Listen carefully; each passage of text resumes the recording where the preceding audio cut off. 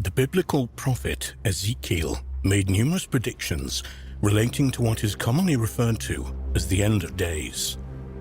Many people have speculated that these predictions seem to be coming to pass. Any news station that will tell you we're living in unprecedented times. But are they also the end of times? Long overlooked artifacts that may contain information invisible to the naked eye could have the answers.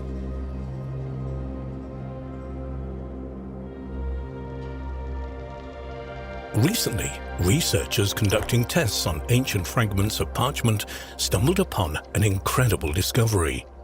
The so-called worthless scraps in their possession were revealed to be authentic pieces of the Dead Sea Scrolls, specifically from the Book of Ezekiel. It was only an intervention of luck, or perhaps fate, that prevented these valuable artifacts from being completely destroyed or forgotten. In the 1940s, these manuscript fragments were excavated in Cave 4 at Qumran, where most of the Dead Sea Scrolls were unearthed. In the 1950s, the Jordanian government gifted the pieces to Ronald Reed, a leather parchment expert, for scientific analysis. At the time, the pieces seemed ideal for destructive scientific testing, as they appeared to be blank. Fortunately, during his work, Reed only removed a few millimeters of the material, leaving the manuscript fragments largely intact. The fragments were studied and then stored away in the John Rylands Library. There they remained in labeled boxes, unseen and untouched until 1997, when the University of Manchester received the Reed collection as a donation. Many years later, the allegedly worthless scraps were handed off to a team of researchers who were testing materials using radiocarbon dating. Upon examination of the materials, one of the researchers, Professor Joan Taylor of King's College London, saw something unexpected. Professor Taylor said that while working on one of the fragments with an illuminated magnifying glass, she thought she saw a small, faded letter, a lamed, the Hebrew letter L. And since all these fragments were supposed to be blank and had even been cut into for leather studies, she thought she might be imagining things. Uncovering the faded text would require multispectral imaging. Researchers in Israel have previously used this technique to reveal biblical-era texts on artifacts that are invisible to the naked eye. However, utilizing this technology would require funding. Luckily, Professor Joan Taylor and her team managed to complete a different project with money to spare. The team agreed to use their remaining funds to commission multispectral imaging of the parchment fragments. If not for this twist of fate, the secrets of the Reed materials would have been lost to history. As it turned out, Professor Taylor was not imagining things. 4 of the fragments featured readable Hebrew and Aramaic text. Some of the other remaining pieces also showed traces of letter formations. The most significant fragment is thought to contain biblical text from Ezekiel, with the word Shabbat or Sabbath plainly visible. What message could be connected to this word? The word Sabbath appears several times in the known book of Ezekiel, but what of the unknown? Given that some fragments of the Dead Sea Scrolls are being newly authenticated, it makes one wonder about what we could be missing from the message. There could be more pieces of these ancient documents still out there. In the past, it has been difficult to distinguish authentic artifacts from forgeries. As recently as March 2020, it was announced in the media that 16 Dead Sea Scroll fragments held at the Museum of the Bible in Washington, D.C. were modern forgeries that had somehow fooled independent collectors, the museum's founder, and many of the world's leading biblical scholars. Perhaps as our technological capabilities grow, it will be easier to tell if something is a fact or a fraud. But what we do know is some of Ezekiel's prophecies seem to be coming true. For example, the book of Ezekiel claims that one day the waters of the Dead Sea will be healed and the waters will become fresh. The book of Ezekiel states, "It will come about that every living creature which swarms in every place where the river goes will live, and there will be very many fish, for these waters go there and the others become fresh, so everything will live there where the river goes." In recent years, sinkholes around the shoreline of the Dead Sea have been found to contain fresh water, and some of the larger pools even have fish in them. Could something as simple as some fish in ponds be a sign that we are indeed approaching the end of days? What if all the signs are there and the warning has been stuck in a box in a library somewhere? Ezekiel prophecies aren't the only messages of interest to modern minds. Multiple scholars have theorized that Ezekiel may have written one of the first accounts of extraterrestrial contact. In the Bible, Ezekiel describes a strange vision, saying, "Now, as I beheld the living creatures, behold one wheel upon the earth by the living creatures, with his 4 faces. The appearance of the wheels and their work was like unto the colour of a beryl, and they 4 had one likeness. And their appearance and their work was as it were a wheel in the middle of a wheel. When they went up upon their 4 sides, and they turned not as to they went. As for their rings, they were so high that they were dreadful, and their rings were full of eyes round about them 4. And when the living creatures went, the wheels went by them. And when the living creatures were lifted up from the earth, the wheels were lifted up." Some have claimed that this account is actually a primitive description of an alien spacecraft and extraterrestrial beings. Author Eric von Däniken famously proposed this theory in his book Chariots of the Gods. Regarding this passage in Ezekiel, von Däniken writes, "To our present way of thinking, what he saw was one of those special vehicles the American used in the desert and swampy terrain. Ezekiel observed that the wheels rose from the ground simultaneously with the winged creatures. He was quite right. Naturally, the wheels of a multi-purpose vehicle, say an amphibious helicopter, do not stay on the ground when it takes off."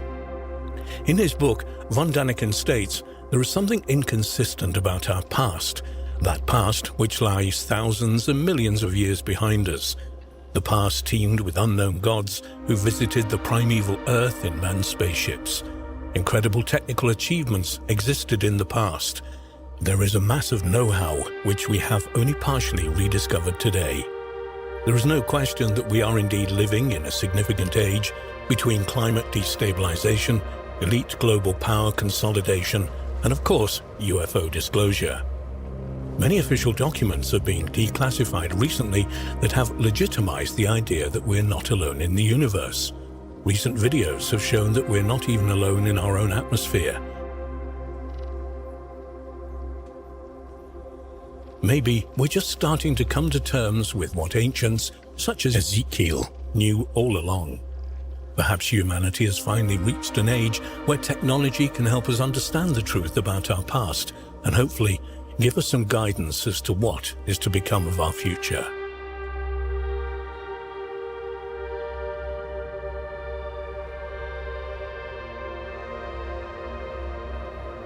The scientists examining the newly uncovered pieces of the Book of Ezekiel have clarified that the work does not stop here. The research team is planning further study of the reed materials, which also include textiles, string, pottery, and papyrus, to see what else these little bits and pieces can reveal. More of these will be subjected to scientific tests and multispectral imaging. Research and testing on these fragments is only just beginning. Right now, it's still too early to interpret the meaning of the parchment pieces. But this discovery has raised some interesting questions. How else can we use modern technology to reveal ancient secrets hidden in plain sight?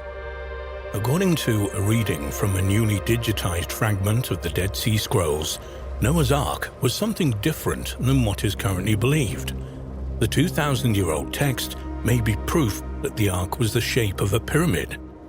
Over 50 years ago, a stone thrown by a Bedouin shepherd into a cave led to what some have called the greatest archaeological discovery of the 21st century.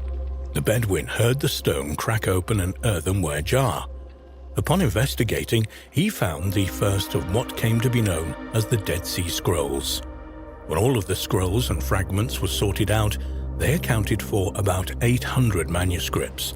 About 1/4, or just over 200 manuscripts, are copies of portions of the Hebrew Bible text. Now, after almost 5 years, a laboratory established by the Israel Antiquities Authority as part of the Leon Levy Dead Sea Scrolls Digital Library project has scanned tens of thousands of fragments from the scrolls with a custom-made camera. Each fragment was photographed 28 times at high resolution using different wavelengths of light. The sophisticated technology enabled researchers to read letters and words that were previously illegible. Some of the newly digitized fragments offered new interpretations of well-known biblical stories. New fragments deciphered. Haaretz reported that the new reading of the fragments has changed our understanding about Noah's Ark. Thanks to the high-resolution imagery, a word following the phrase "the Ark's tallness" had previously been illegible. However, the new scans showed that the correct words mean "gathered," which according to researcher Alexei Uditsky mean that the Ark's ribs were gathered together at the top in the shape of a pyramid. The doctor said that a Greek translation of the Bible dating to the 3rd century BC used a Greek verb with a similar meaning to describe the Ark. Moreover, medieval authors suggested that the Ark's roof was pointed. The newly deciphered words on the ancient parchments stayed hidden for centuries, but are now bringing answers to many long-standing questions, as well as raising new ones. Previously, the story of Noah's Ark was known mainly from the Book of Genesis. However, the Dead Sea Scrolls found in the Qumran cave in the Judean desert shed new light on this story. Noah's Ark, not just a biblical story. The Dead Sea Scrolls contain information about many controversial and fascinating topics from the past, the story of Noah and the legendary flood being just one of them. Guest author of Ancient Origins explained in his articles Evidence of the Great Flood, Real or Myth, that the story of Noah is not just a biblical account. He said, the story of a great flood sent by God, or gods according to much earlier testimony, to destroy humanity for its sins is a widespread account shared by many religions and cultures around the world, and dates back to our earliest recorded history from India to ancient Greece. Mesopotamia and even North American Indian tribes, there is no shortage of such tales that often enough sound very much alike. Some of these stories truly sound so similar that one could wonder whether all cultures around the planet had experienced such an event. Only after 7000 BC, when the ocean levels finally began stabilizing, human life once more began to return to normal. Coastal sites no longer had to be abandoned for higher ground, at least for the most part, and between 6000 and 5000 BC, once more we began to see signs of human activity closer to the sea. Is it a mere coincidence that our recorded history happens to start around this time? Is it true that early humans were too primitive to leave traces of their existence behind, or all the early pages of our history were washed away by the Great Flood of the last ice age? After all, it seems that as soon as the adverse climatic conditions receded, it didn't take long for humans to thrive once again. Digitization solves decades-long puzzle. Another discovery resulting from the digitization is connected with two fragments that shed light on a puzzling word in the Bible. Chapter 39 of Genesis describes how Judah had sex with his daughter-in-law Tamar. She disguised herself as a prostitute, and as a guarantee of payment, she received his signet, staff, and till. After many centuries of debate regarding the meaning of the word till, the Dead Sea Scrolls have finally given the answer with the following sentence: Till is his belt. As Moshe Bar Asher, the Academy president, said, the word till is mentioned in the Bible 10 times. In every place, we know what it is and what its function is, except for the till Tamar received. On this, our ancestors were divided, but now we have an early text from the 1st century as the latest, which gives the meaning of this till. It's the belt with which he tied his trousers or his robe. Despite decades of study and analysis, the Dead Sea Scrolls are still giving up their secrets. Researchers from the Haifa University have reconstructed the contents of one of the last two undeciphered Dead Sea Scrolls, disclosing a distinctive calendar used by a Jewish sect that lived in the Judean desert during the Second Temple period. Most important archaeological find in Israel's history. 60 small fragments were pieced together over a period of 12 months, identifying the name of a festival marking the changes between seasons. It also revealed a second scribe corrected mistakes made by the original author, as BBC had reported. The collection is considered to be the oldest copy of the Hebrew Bible ever found, dating it to at least the 4th century BC. Tens of thousands of fragments belonging to over 900 scrolls were found in the caves at Qumran, Dr. Eshbal Ratson from the Bible department at Haifa University told Haaretz, and adds, "This is the most important archaeological find ever made in Israel. This is literature from the Second Temple period, and that's rare. It's not known who wrote the scrolls, even though several historians have suggested that the writers were a desert sect called the Essenes. They describe they were assisted in deciphering the codes by annotations discovered in the margins by a scribe correcting omissions made by the author. Written in 3 different languages. Dr. Ratson explained that it took decades that involved many scientists and researchers to piece the fragments together, decrypt them, and then publish their contents. Still, 2 of them remained undeciphered. The scrolls are written in 3 languages, Hebrew for the most part, Aramaic, while a few of them are written in Greek.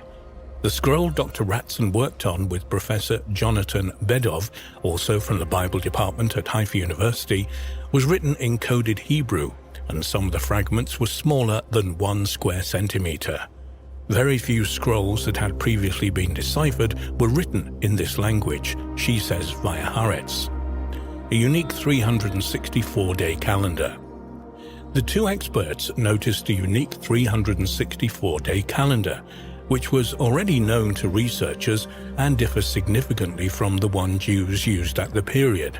Most Jews used a calendar that is similar to the one used today. The sect used a calendar that is almost based on a solar year, comprising 364 days. There are months with 30 or 31 days in every season, Dr. Ranson stated via Haaretz, and adds 364 divided into 7, so every date falls on a specific day of the week and every holiday has a fixed date. We know that in the temple there were disputes between different sects over what happens if Passover falls on Shabbat. What supersedes what, Shabbat or the holiday?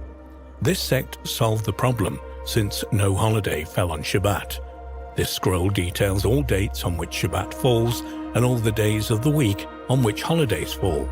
Dr. Ratson also explained that when significant events took place inside a temple, such as the high priest making a sacrifice on Yom Kippur, only one calendar could be used. But this calendar was disputed, which may be one of the reasons this sect left the temple and went into the desert. They had many disputes, and this was one of them. They couldn't celebrate holidays together. The Tekufa. Furthermore, the researchers also noticed the name used by the sect for a festival commemorated 4 times a year that marked the transition between the seasons, the Tekufa. The same word in modern-day Hebrew means period. This shows us that the researchers who believed the day of celebrating the transition between the seasons was called by this name were correct, and that this word, as used in the Mishnah, was preserved from the days of the Second Temple. It's a very early concept in halakha, religious Jewish law. Dr. Razan stated via Haaretz, adding that the unique calendar also refers to annual wine and olive harvest festivals no longer observed in Judaism. Meanwhile, a research team is currently excavating a 12th cave that might hide further scrolls to be deciphered. The cave was discovered last year, and only one blank scroll was found at that time. Details of what has been discovered by the team from Liberty University in Lynchburg, Virginia, are due to be revealed soon. Recent DNA research on the Dead Sea Scrolls has revealed that not all of the ancient manuscripts came from the desert landscape where they were discovered. The study proves that the manuscripts did not actually come from the desert where they were found. So, the question is now, where did they come from? The Dead Sea Scrolls. The Dead Sea Scrolls, 25,000 leather and papyrus fragments of biblical texts, which once made up 1,000 manuscripts, are without doubt the most significant and exciting manuscript find of the last 100 years. The cache of scrolls and scroll fragments were discovered in 11 caves in the area of Qumran, 13 miles east of Jerusalem, close to the Dead Sea in Israel, the lowest place on Earth. This extraordinary library of Jewish documents dates from between the 3rd century BC and AD 68, and consists of scrolls made from animal skins, parchment, a few of papyrus, and one extremely unusual example in copper. The texts are written using a carbon-based ink, mostly in Hebrew, with some in Aramaic, a Semitic language allegedly spoke by Jesus, and a small number in the Greek language. Research into these mysterious documents and their authors has been going on since their initial discovery in the late 40s, and has thrown some fascinating light not only on the Bible, but also on a shadowy brotherhood of men and women known as the Essenes. Who wrote the scrolls? The question of who wrote the Dead Sea Scrolls and subsequently hid them away in the caves around Qumran is still to this day a controversial issue. Researchers have long debated the degree to which this library of manuscripts from the Qumran caves reflects the broad cultural setting of Second Temple Judaism, or whether it should be seen as a work of a radical sect discovered by chance. Biblical scholars have generally been in favor of the latter explanation and have christened the probable authors of the text a small Jewish group who lived at the nearby settlement of Qumran, the Dead Sea sect.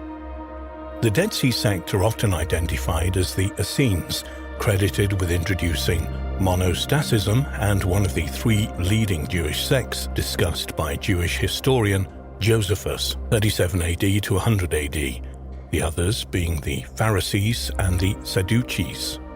The Essenes do appear in other contemporary sources, such as Josephus Flavius, Philo of Alexandria, and Pliny the Elder, though they're not mentioned at all in the New Testament. Apparently, the Essenes left Jerusalem in protest at the way the temple, the central institution of Judaism, and set themselves up in the Judean desert, away from what they saw as the worldliness of Jerusalem. They became an ascetic monastic community, though there seems to have been women among them, and were strict observers of the Torah, or the written law, usually the first 5 books of the Hebrew Bible. There are some scholars who believe that the group were not responsible for the Dead Sea Scrolls at all. One theory is that the manuscripts were written by priests of Jerusalem's Second Hebrew Temple and then transported to Qumran and safely hidden away from the Roman legions. One interpretation of this hypothesis could involve the Dead Sea sect on one level, perhaps as those with the task of secreting the scrolls away from Jerusalem and depositing them in the caves. This would mean the sect were the keepers of the scrolls rather than their authors. However, this hypothesis does not tie in well with the sect's fierce criticism of the priesthood of the temple. Professor Norman Golb of the Oriental Institute of the University of Chicago believes that the scrolls represent such a wide range of ideas that rather being the product of one community, they likely represent the writings of various Jewish sects and communities of ancient Israel. Although all of the manuscripts discovered in Cave 1 appeared in print between 1950 and 1956, publication of the Dead Sea Scrolls has often been a slow process. This lack of access to the scroll material has persuaded some researchers such as Michael Bagents and Richard Lee in their book The Dead Sea Scrolls Deception that the Vatican was behind a plot to suppress the release of the manuscripts to the public out of fear of the dangerous material related to early Christianity they contained. Such theories have been considerably weakened by the release of more scroll material in the late 1990s and early 2000s. In particular, the publication of the entire collection of biblical scrolls. With the publication of much of the material from the caves of Qumran, the importance of the Dead Sea Scrolls can now be better appreciated. Not only do the scrolls provide fascinating religious and historical information about a poorly documented period of history, but they also shed considerable light on the sources of both Judaism and early Christianity. The DNA analysis of the scrolls. In June 2020, a new controversy arose concerning the scrolls when it was announced in the press that a team of Israeli, Swedish, and American researchers had applied advanced genetic testing to the parchment material on which they were written. Their sensational findings, published in the journal Cell, reveal that some of the material probably originated not from Qumran, but from other parts of the region. These results would suggest that the ideas contained in the documents also extended beyond the Qumran community. The team found that the vast majority of the scroll samples in the study were made from sheepskin. A few, however, were made from cowhide, which offers significant insights into the scroll's history. For example, researchers have long discussed whether 3 fragments of the Book of Jeremiah had belonged to the same scroll. DNA analysis revealed that one fragment was made from cowskin and that the other 2 were made from sheepskin, so were not part of the same manuscript. This is a vital clue, as cattle husbandry is almost impossible in the arid Judean desert surrounding Qumran, as cows require large amounts of grass and water. The analysis would indicate that the cowskin fragment, together with a separate cowhide piece of the same book, probably originated from outside the area. Lead researchers in the study were Oded Rachavi and Noam Mizrahi, both biblical scholars at the Tel Aviv University. Mizrahi confirmed that it was extremely significant that the 2 fragments written on cowskin represent 2 different versions of the Book of Jeremiah. He added that analysis of the text found on these Jeremiah pieces suggests that they not only belong to different scrolls, but they also represent different versions of the prophetic book. The fact that the scrolls that are almost divergent textually are also made of different animal species is indicative that they originate at a different provenance. If these scrolls were brought from outside, it shows that Jewish society of the Second Temple period was not orthodox. They were open to the parallel existence of multiple versions of the very same divinely inspired text of the prophets. This evidence suggests that Judeans of the time were less concerned with the precise wording of ancient religious texts than later Jews and Christians. It also accords with the latest theory about the origin of the scrolls held by a number of scholars, that they were a collection of documents not local to Qumran but largely written in Jerusalem and other places in Judea. Another discovery made during the analysis related to copies of a non-biblical text called the Songs of the Sabbath Sacrifice, a group of liturgical songs to be used on each of the first 13 Sabbaths of the year, dating by the solar calendar. It was already believed by many researchers that these texts did not appear to reflect practices particular to the Qumran community. The new genetic investigation revealed that this text too was circulating beyond the confines of Qumran. The research team also discovered during their analysis that all the sampled scroll fragments written using a particular scribal system, characteristic to the sectarian writings found in the Qumran caves, are genetically linked. Significantly, these scroll fragments differ from others that were written in different ways, though discovered in the same caves. This discovery provides a new and powerful tool for distinguishing between scrolls peculiar to the sect and manuscripts that were brought from elsewhere and theoretically reflect the broader Jewish society of the period. The study also raised another fascinating question. This concerns a fragment containing text from the Book of Isaiah, which was previously published as a Qumran scroll. However, the team's DNA testing revealed that its genetic signature was different from other scrolls in Qumran, suggesting an origin outside the community. Mizrahi commented on this mystery. This raises a new curious question. Was this fragment really found in the Qumran caves, or was it originally found in yet another, still unidentified location? This is the nature of scientific research.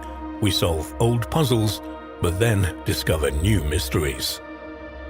Found in the middle of the 20th century but dating back to between the 3rd century BC and the 1st century AD, the Dead Sea Scrolls are made up of copies of writings that form parts of the Hebrew Bible, hymns and writings about religious texts and practices. Some sections are mere fragments, while others are intact scrolls. The discovery of the ancient texts itself sounds like something out of an adventure novel. A nomadic Bedouin shepherd found the cloth-wrapped scrolls hidden in jars in the Qumran caves of the West Bank.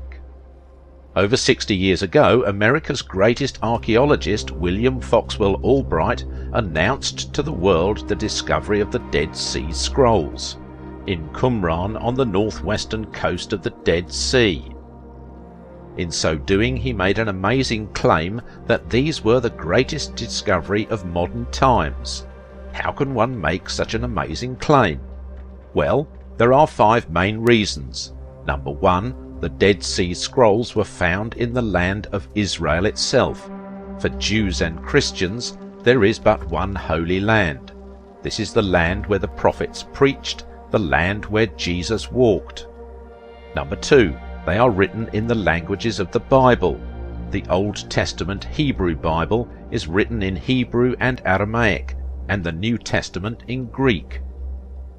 Number 3, the Dead Sea Scrolls contain the oldest Bible manuscripts in the world.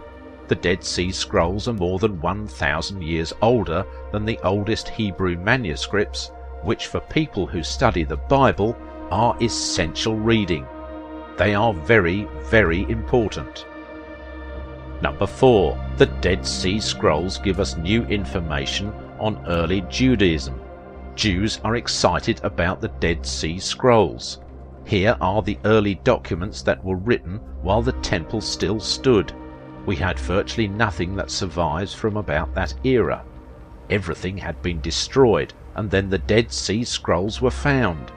They were so old that even dedicated Bible scholars did not believe it. The Dead Sea is the lowest spot on the face of the earth, and 7 times saltier than the oceans of the world. In 1946, a shepherd boy threw a stone into a cave and heard the sound of breaking pottery. The boy, known as Mohammed the Wolf, had made one of the greatest discoveries of our time. A man called Izu Kanki believed that God had sent him to bring the Dead Sea Scrolls back to the Jewish people. He realized early on that they contained the lost heritage of Israel.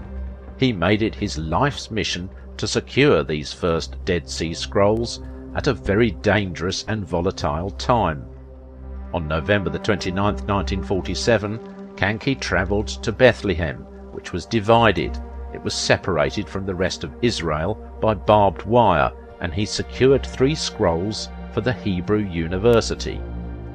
What about the other scrolls, for example the War Scroll? They took a different journey. They were sold to a man called Kendo in Bethlehem, who was a Syrian Christian, and he gave them to his bishop, and the bishop had a problem on his hands. What do I do with Dead Sea Scrolls? What would you do in the church or their congregation?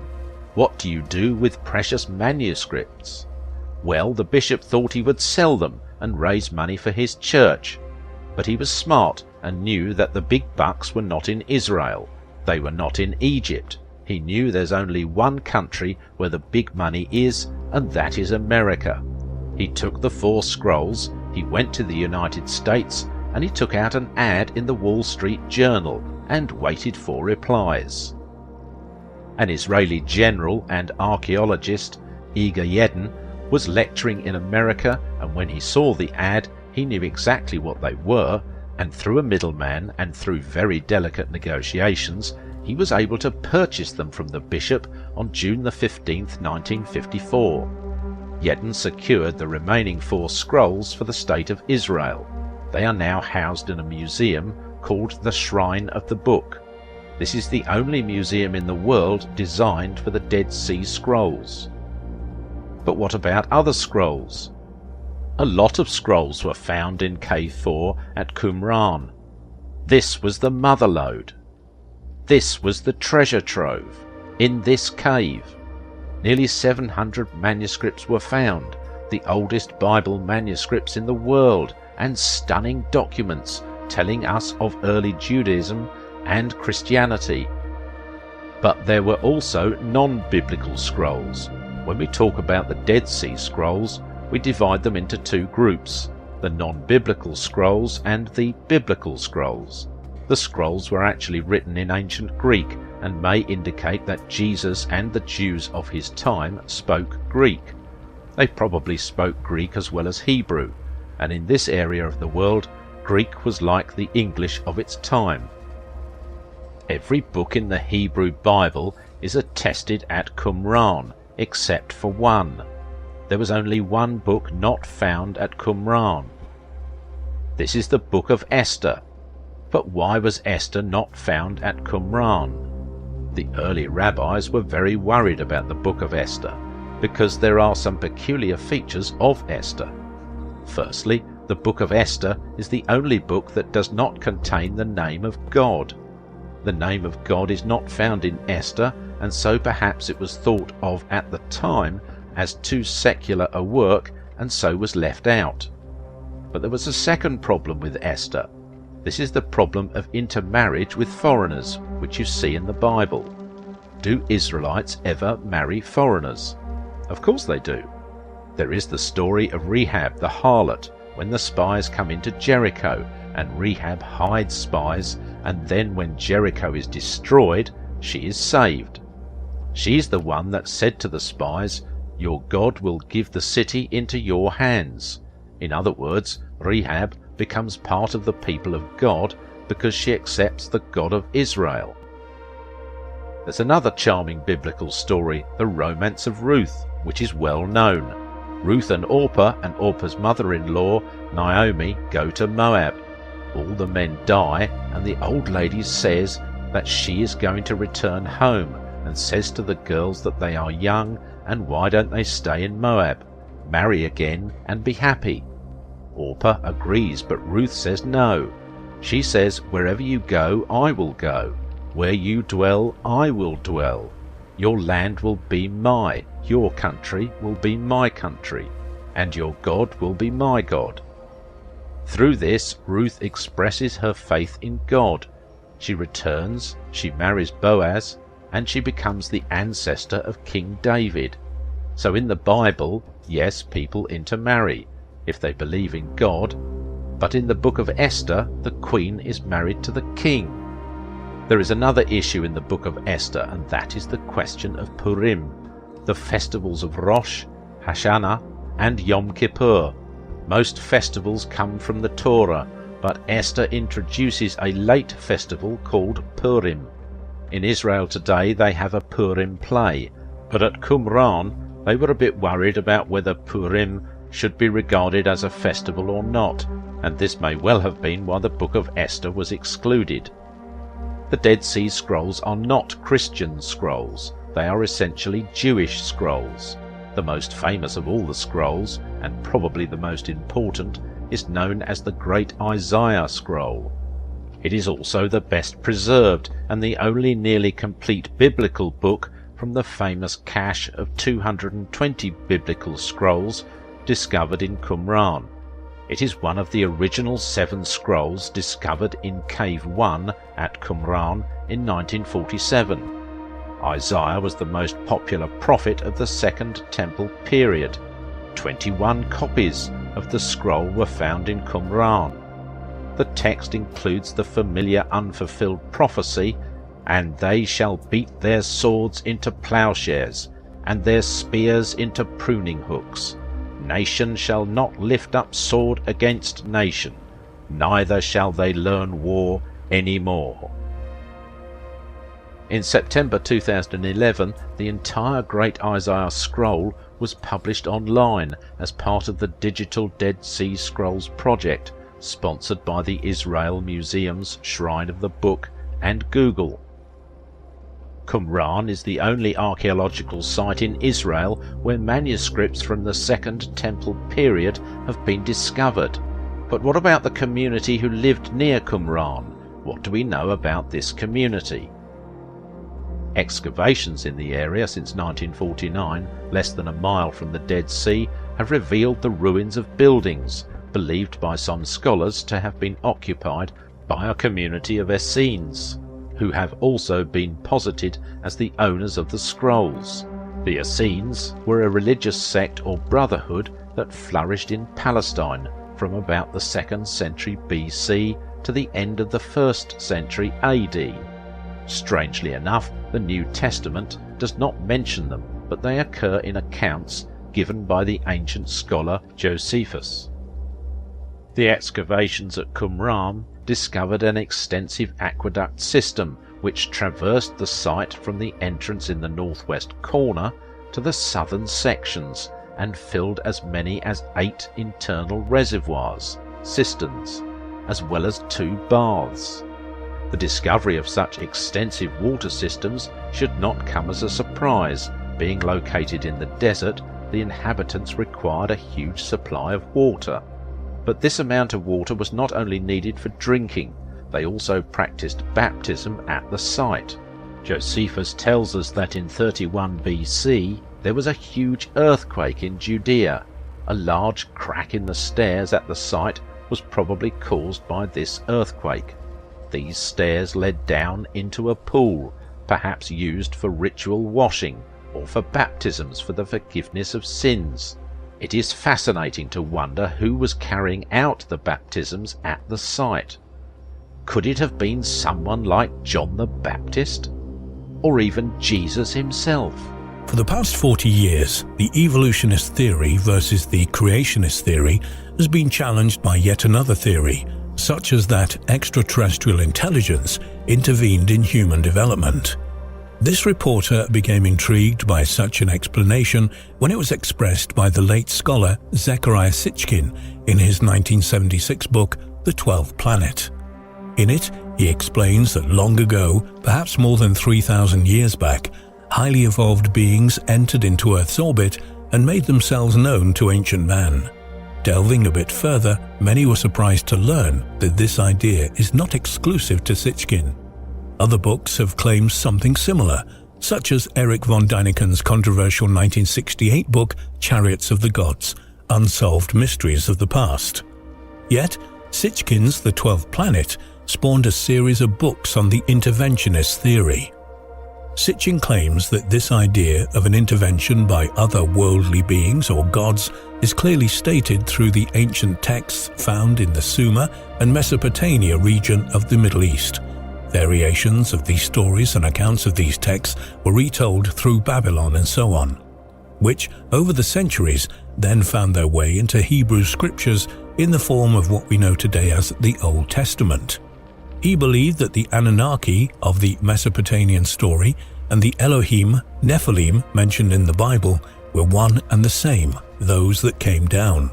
Sitchin truly believed higher ET beings came to Earth to create humans in order to help them mine for gold.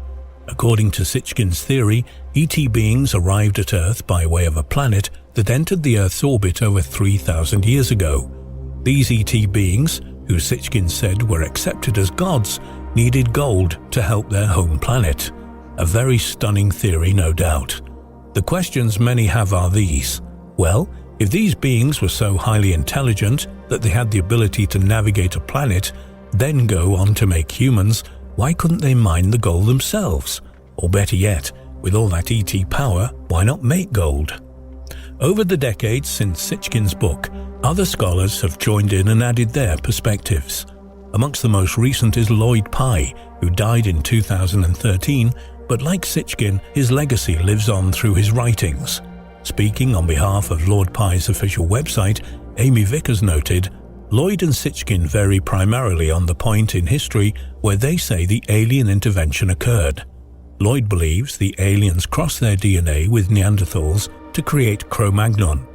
Lloyd's work is heavier on detail about pre-humans and anatomy and so on, while Sitchin's work is based far more on the Sumerian tablets. The two men had a great mutual respect and worked together on many occasions, said Vickers, and their work is fundamentally in agreement. Sitchin's theory has its critics, like biblical scholar Michael S. Heiser, Ph.D. Heiser claims that Sitchin made some errors in the translation of the ancient texts, and what Sitchin believes are ET beings from another galaxy or solar system are really spiritual beings from another realm. Here is where things get complicated as far as the ancient Sumerian, Babylonian texts are concerned. There is mention of gods, but also of giants, and then of spirit beings. It seems for Sitchin the ETs were larger than humans, had advanced powers like gods, and could be tremendously benevolent or dastardly, like angels or demons. So, as some scholars point out, the translations from the Sumerian to Babylonian, then from Hebrew to Greek and Latin got distorted, With all that translating over the centuries, the original meaning as the Sumerians had first written it gets moved around. Using his extensive knowledge, Heiser points out that the word for serpent in ancient texts of the Hebrew scriptures is also the same word for shining ones. There is also a mention of the mistranslation of the word watcher and giant. So, were these giant beings watchers of humans from another planet or realm, or are they angels in some form?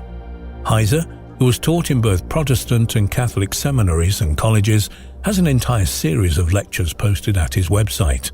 He also mentioned in one lecture that the Greek story of the Titans and the conflict of the Olympian gods has perhaps some link to the ancient Sumerian Mesopotamian texts on which the Bible creation story is based. Some religious people dispute the connection of the Bible with ancient Sumerian Mesopotamian texts known as the Enuma Elish. Yet, most scholars agree, like Heiser and others, that the creation story in the Bible is an expression of faith in the one God, rather than an actual accurate historical account of creation.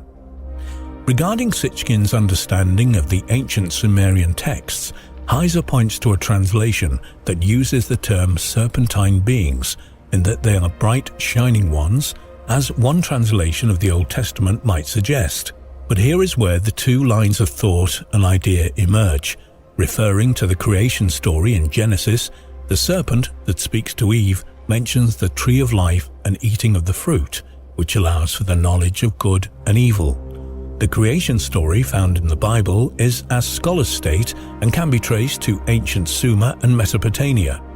This then opens up another topic of questioning. What was then the original meaning of the story? What is the original symbolism of the serpent? Some historians and archaeologists point out that the use of a serpent in the Genesis story and then later in the story of Moses predates the Bible and may have some sort of universal meaning. Many ancient religions use the serpent as a symbol of some sort and not necessarily as a symbol of evil. The cobra on the headdress of the pharaoh, for example, is there as a protector. The feathered serpent, as depicted in codices and temples in Mexico, is part of ancient Aztec mythology and is the one who imparts knowledge and wisdom. Even to this day, a caduceus, the symbol of medicine, has the serpent as part of the emblem seen on many ambulances and signs indicating hospitals and medical centers. The list of ancient cultures throughout the world that used a snake or serpent in their religion or set of symbols is lengthy. Which leads us to the question, did all humans as they emerged and traversed the globe believe in the same ideas and concepts? Some see the serpent as a symbol of what is called the Kundalini. Others see it as the reflex or impulsive nature of man. Since the human brain has both a reptilian aspect and a mammalian one, is the use of a serpent as a symbol or reference to the part of the brain that is basic and impulsive? Another thought is that the serpent represents some aspects of the brain and basic instincts. Does that mean there is another realm of knowledge in the brain that has been lost over time? What makes Sitchin's theories difficult is that if our current concept of the monotheistic God is actually based upon ancient references to gods or beings from another world, be they extraterrestrial or not, how did all these ideas and symbols get mixed up? Sitchin and others believe they are references to ETs. Heiser believes the mistranslation of the word serpent and shining ones or watchers implies that they are angels or spirit beings. Both he and Sitchin note that a reference to a council in the Bible and the use of the plural in the creation myth and the story of Job suggests that there was more than one being in the making of or governing over humanity.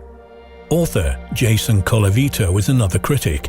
He considers Sitchin's theory of ET intervention as a pseudoscience alternative explanation to the fundamentalist religious belief for creation. He cautions people's eagerness to accept such a compelling explanation. Some people in various fundamentalist religious groups believe that ETs are some form of spirit, being like an angel.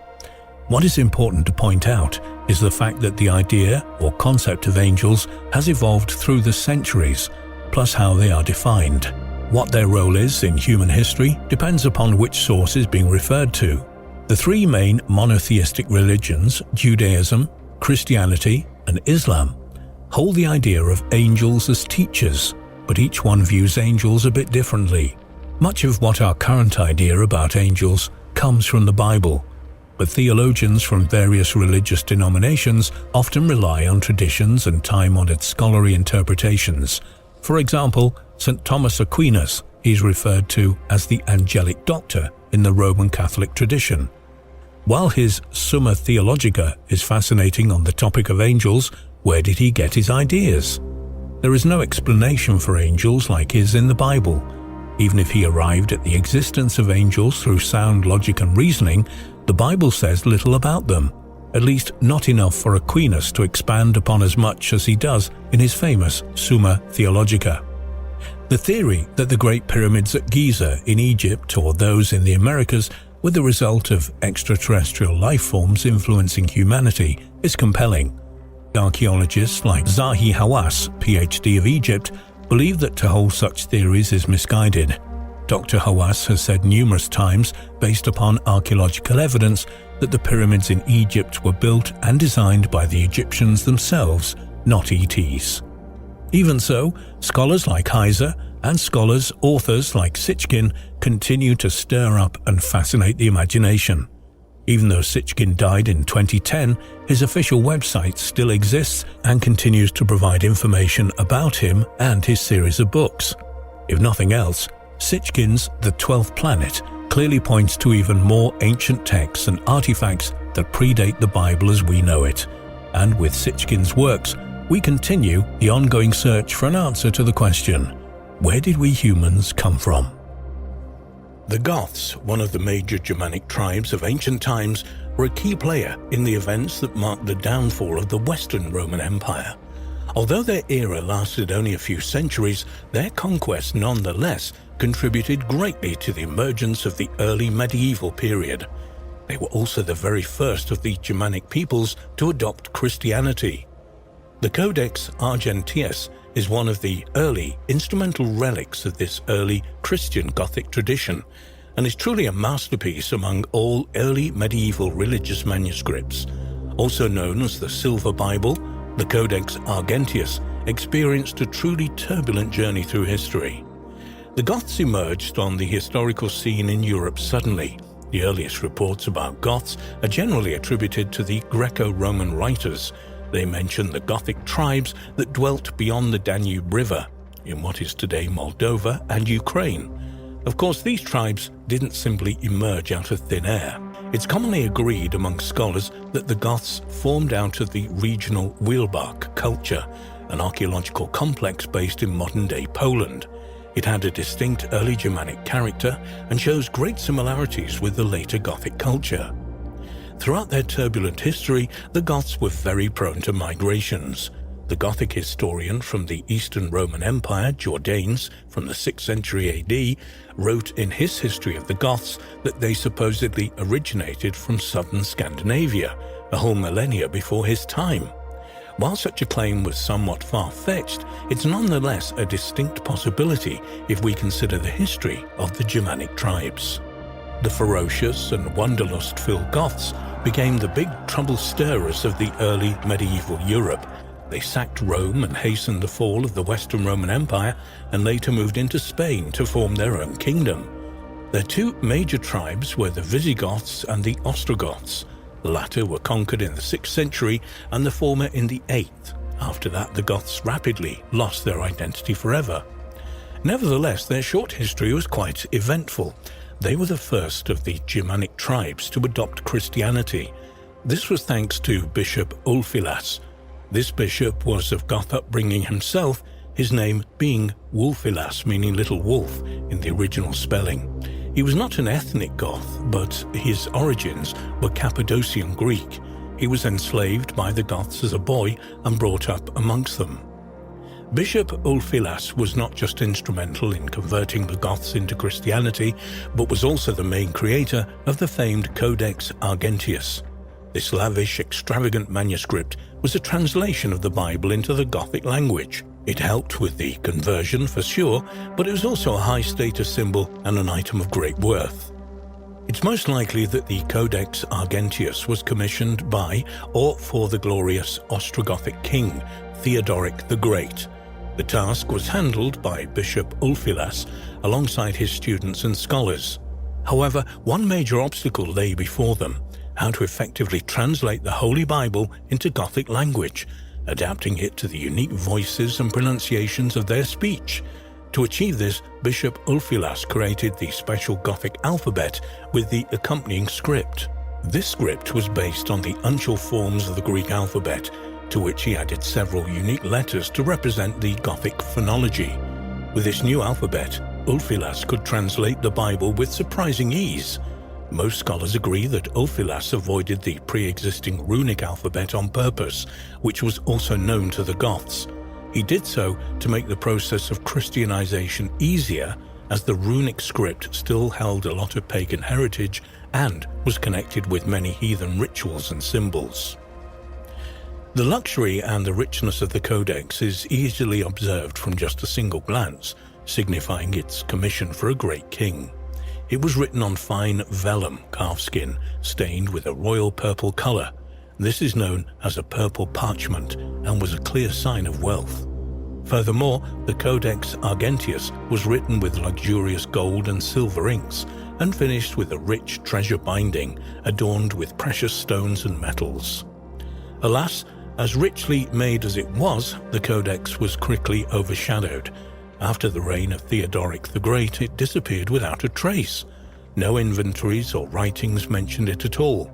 This was, without a doubt, a result of the rapidly waning influence of the Goths. After they were defeated in the Italian peninsula and the Gothic rule came to an end, all Gothic manuscripts were essentially useless in Italy, where Latin was still the dominant language.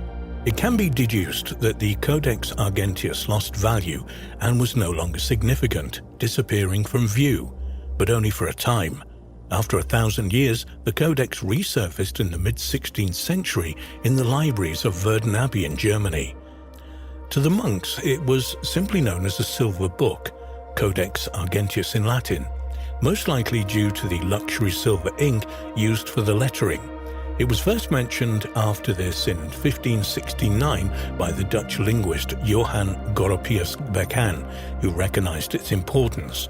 Alas, out of the original 336 folios, pages, only 187 survived the 1,000-year journey. From this rediscovery in the 16th century, the crazy journey of the Codex Argentius began, and it constantly changed hands as a luxury and priceless religious item. The Codex next found itself in the hands of a very important person, the Holy Roman Emperor Rudolf II. This key ruler and a member of the Habsburg dynasty was known as a patron of arts, and it was most likely that he acquired the book after recognizing its age and importance. However, he would soon find himself without it. As a consequence of the 30 Years' War, in its last year, 1648, the Swedes attacked Prague and managed to sack most of the city. Due to this, the Codex Argentius and many other lavish items that were kept in the imperial castle fell into their hands. From then on, it's stored in the depositories of the Royal Library of the Swedish Queen Christina in Stockholm. However, not long after it changed hands again. The Queen abdicated in 1654, and the Codex Argentius was acquired by the former librarian, a Dutchman named Isaac Vos, who took it with him to the Netherlands. Vos was a man known to be a great eccentric, but also a renowned manuscript collector. Still, the book continued its journey, and in 1662 it was purchased from Vos by a Swedish count, Magnus Gabriel de la Gardie. The count took the codex back to Stockholm and there commissioned the manufacturer of a lavish chased silver binding, which was made from the designs by the painter David Clocker Essenstrahl. Afterwards, Count de la Gardie presented the touched-up Codex Argentius to the University of Uppsala in 1669, and there it has remained ever since. But it doesn't mean that its journey had come to an end. When certain parts of the Codex went on display in 1995, they were stolen. Luckily, they were retrieved just a month later, discovered in a storage box at the Central Railway Station in Stockholm. Earlier on, we mentioned that only 188 of the original 336 pages survived to the present day, but for a long time there were only 187 pages surviving. The 188th page was discovered in 1970. It's the last page of the original codex, folio number 336, and was found in the city of Speyer in Germany almost accidentally. In 1970, the town St. Afra Chapel was undergoing restoration, during which a small wooden reliquary was found. The reliquary originally came from a German city in Bavaria. Within this small wooden box was housed a thin wooden staff. Folio 336 was carefully rolled around it. How it ended up there remains a mystery. Today, the Codex Argentius remains the foremost source for studying the forgotten Gothic language, one of the enigmatic East Germanic languages. Gothic has been extinct for many long centuries. Some scholars say that Gothic managed to survive all the way until 1945 as the Crimean Gothic dialect, but no sources of it exist. Other than the Codex Argentius, the sources of the original Gothic language are few, and that's why it's so precious.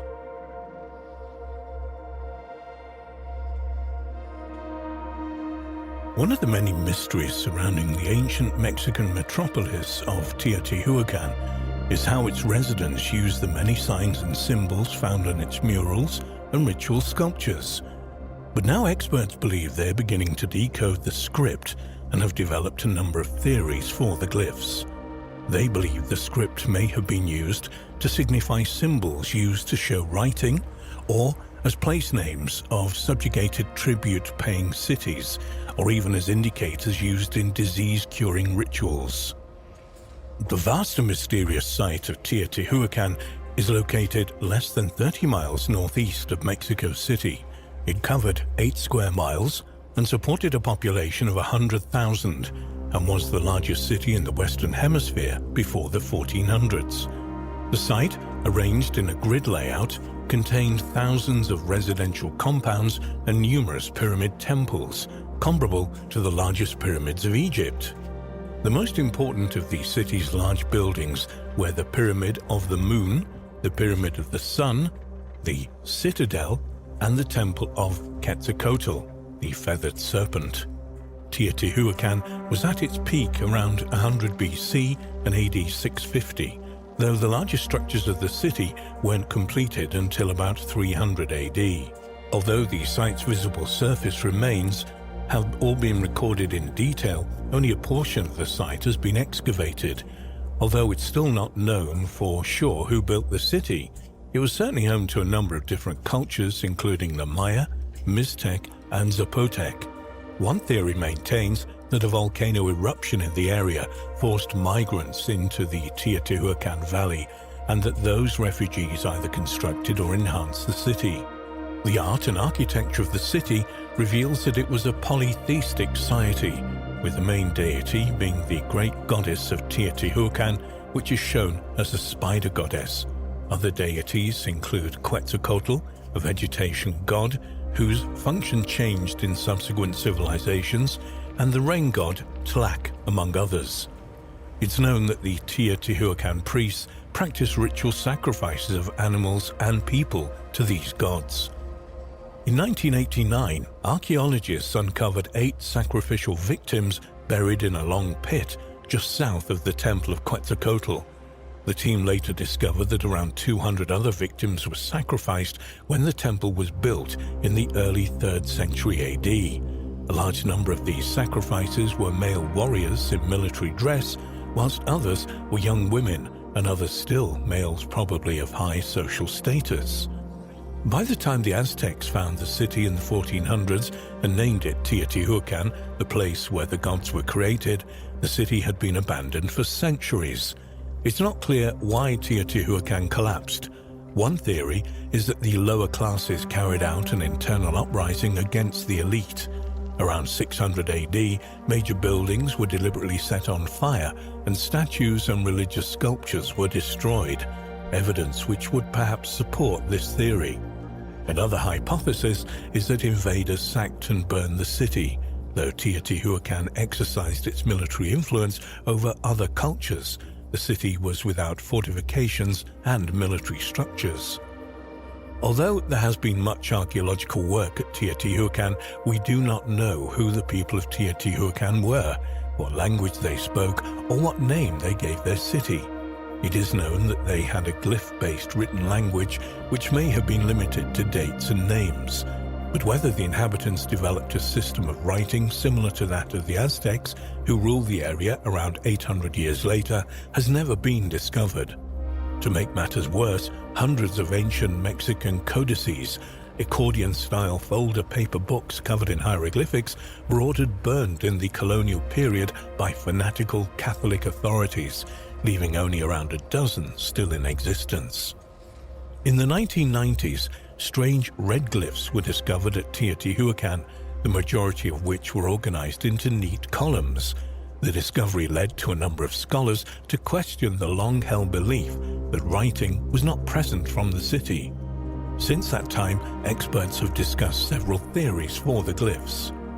In September 2020, it was announced that art historian Tatiana Valdez, author of a book published on the glyphs of Teotihuacan, believed that the 42 signs and symbols painted on the floor of the patio of the glyphs between 3 and 400 AD represented the longest text ever found at the city's ruins.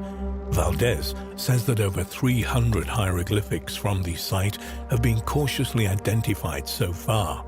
Considering the thousands of predominantly clay figurines with painted or incised glyphs that have been discovered so far at the site, Valdez said, "I think Teotihuacan used hieroglyphics and used them well because we found so many."